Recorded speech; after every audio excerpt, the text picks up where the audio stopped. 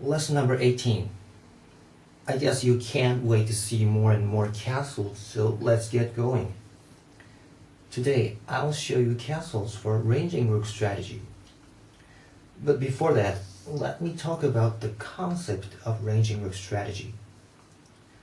Let's suppose your opponent is playing Static Rook. In a ranging rook strategy, you defend this square by your bishop instead of silver. So, you should reject bishop exchange. And there are 4 types of ranging rook. Those are opposing rook, third file rook, fourth file rook, and central rook. The most common one is fourth file rook. And then you cancel your king to the right. Now, have you noticed the merit of ranging rook yet? Yes, it's easier to castle the king than in Static Rook, because nothing blocks king's path. In Static Rook, the bishop is in the way, and it makes it more difficult to castle. A typical castle for ranging rook is Mino castle.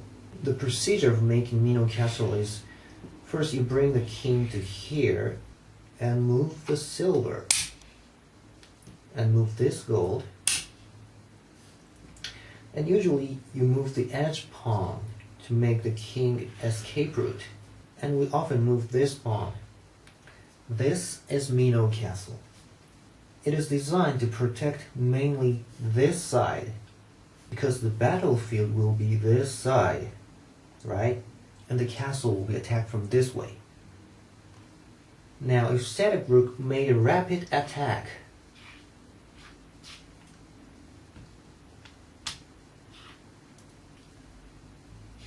like this, what ranging rook want to do is try to bring the game to an all-out battle. For instance, by moving this pawn, awakening the rook and bishop, and forcing to exchange the bishops.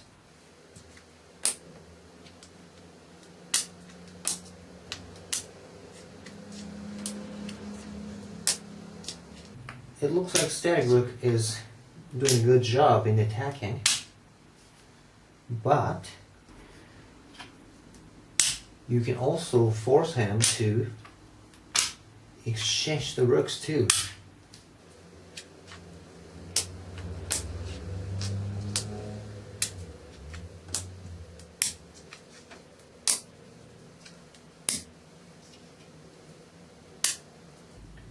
Now this side is like a burned field, and both players' rooks are in opponent's camps. Well, this kind of situation is what ranging rook wants, because you see, this Mino castle is harder to decide than Static Rook's castle. Also, the king is one step farther from the battlefield than Static Rook's king. This one step makes a huge difference in the endgame. So if it goes into an all-out battle like this, it would be easy for Mino castle to win the game. And also, if Static Rook tries to attack on this file, what ranging rook should do is move your rook to that file and try to exchange them. The weak points of Mino is the edge and the front. If you don't move these pawns and your opponent has knight, gold, and the bishop was here, the king can be easily mated like this, or this way too. Or if he has 2 knights,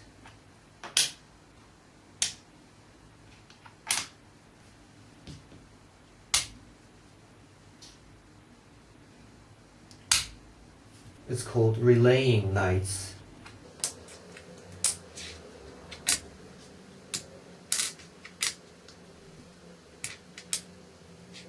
a simple mate, so be careful. So anyway, since rapid attack isn't so likely to succeed, Static Rook often tries to put pressure to the Mino castle from the front without starting the battle on this side. For instance, like this. Or like this.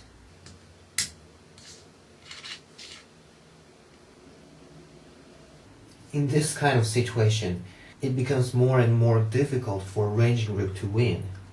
So as the game proceeds without starting a battle here, you should move your focus point from this side to this way. To do that, you move the pieces like this.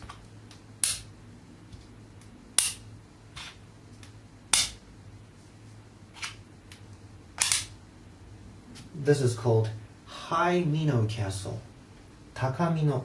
It's stronger to the front than regular Mino. The knight can even attack. But it's a little weaker on the side. And you can go even farther like this.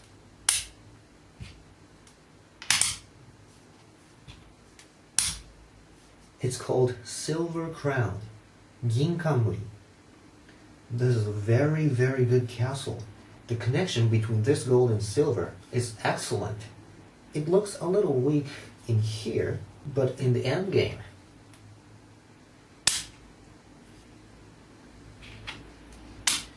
the king can escape to here, or here, and even checked by a dragon. It's pretty difficult to mate. These are called Silver Crown's subrooms. The demerit of Silver Crown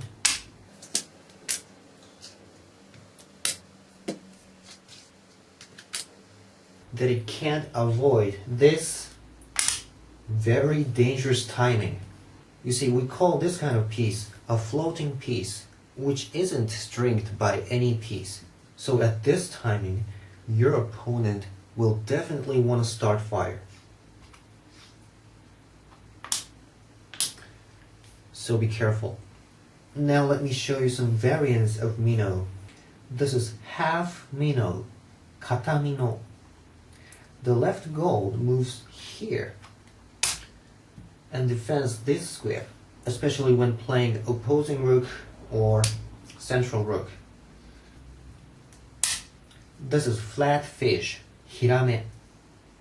This is diamond Mino, or 4-piece Mino. This 4-piece Mino is also strong. This or this is silver Mino. This one is peculiar.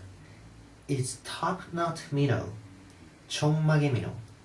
It's used especially when you play feint Ranging Rook, in which you first make your opponent believe you're playing Static Rook, and then suddenly turn to Ranging Rook. This one is also peculiar. Bold Mino, Bozu Mino. It's used when you play Twisting Rook. A Twisting Rook is something like this. It's like double wing attack opening.